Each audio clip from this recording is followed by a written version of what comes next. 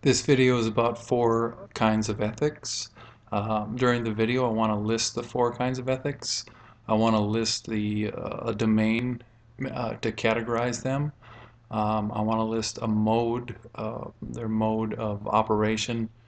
I want to examine what each of these four kinds of ethics, what each one takes to be what the good is, and then finally, I'll just list a major proponent of each of the four ethics. Um, the first ethics, I'll list them all four now. The first one would be subjectivist ethics. This is an ethics that is essentially non-cognitive. It is based on feelings rather than like rational persuasions. The mode of operation might be follow your heart. Um, Ayn Rand might consider it to be whim worship. And the good basically under subjectivist ethics is whatever you want it to be. Um, a proponent would be David Hume, Scottish skeptic, and an example would a negative example on subjectivist ethics would be if you had someone who honestly wanted to rape and murder and eat people and whatever, it would be considered good for them to do these things because they felt like doing it. That's subjectivist ethics. There's also deontological ethics, and this is an intrinsic kind of ethic. It is the mode would be to follow a rule. Rand again would say it's a rule worship, and the good would be taken to be an unwavering obedience to some kind of dictate. However, whoever's dictate it is kind of open. In most cases, it is considered to be God that is making a dictate for us to follow, such as the Ten Commandments. And we have to follow those rules. And in following those rules, regardless of what happens to us, we're being moral. And then a proponent of that would be Immanuel Kant. And then there's the utilitarian ethics. Uh, it is kind of it's an unprincipled consequentialism, where consequentialism is when you look at the outcome of an action, and then unprincipled part would be it can be pretty wide open. We'll see that utilitarianism can actually devolve into subjectivism. The mode of operation for a utilitarian would be to maximize somebody's notion of utility or benefit, and that again, that's kind of wide open. If you take um, a bunch of criminals, it would be utilitarian to learn how to get in and out of a department store within 60 seconds. It would be moral if they could do it well, if they had utility in their criminality. Um, it does rely again on so it'll rely on like a social metaphysics where people will assume some things are good, and then we just kind of figure out how to maximize that with grand equations without ever questioning what those original things that we thought were good. So the good is, under utilitarianism, considered to be a divisible property, something you could divide up and trade between people, not necessarily a physical object, but something with ontological primacy, something that has some kind of substance in the philosophical sense. So you could make sure that the benefit spreads out.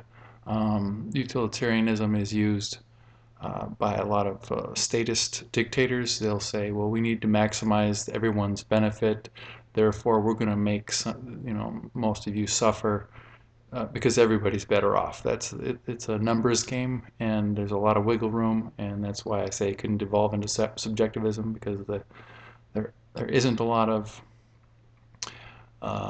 justification for some of the notions of what good is, what utility is, what benefit really is. And an example proponent would be John Stuart Mill. And then the last ethics would be a natural law ethics, and this is a principled consequentialism. Remember, utilitarianism was unprincipled. It did not necessarily have to follow certain dictates at all. It was just kind of outcome based. The ends justified the means. In principled consequentialism, the ends don't justify the means. You need the ends dictate the means, or prescribe some means that would be right. For humans, it's often, you can call it virtue ethics. It's natural law ethics would be essentially virtue ethics for humans. That's because humans gain values by developing virtues. Um, the mode of operation would be act according to your nature as a member of a species of an organism. In the case of a fish, it would be to remain in water. One of the things that you'd want to do as a fish is not try to climb trees. It would result in your death. It would not be moral for a fish to try to climb trees, and it wouldn't be moral for a monkey to do deep sea diving. Those things won't fit. They're not.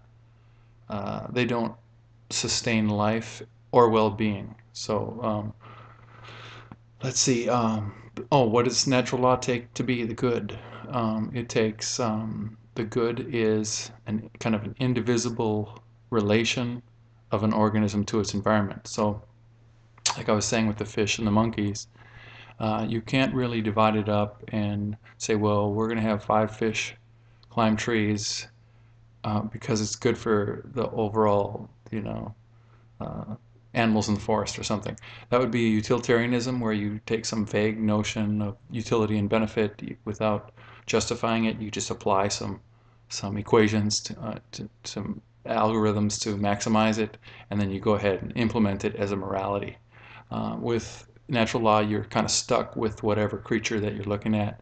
If it's fish, if it's humans, if it's monkeys, uh, there's going to be a certain actions and other actions and reactions that are moral and are not, and based on the nature of the being. An example with humans would be honesty. Honesty is something that, for the most part, we need to be doing.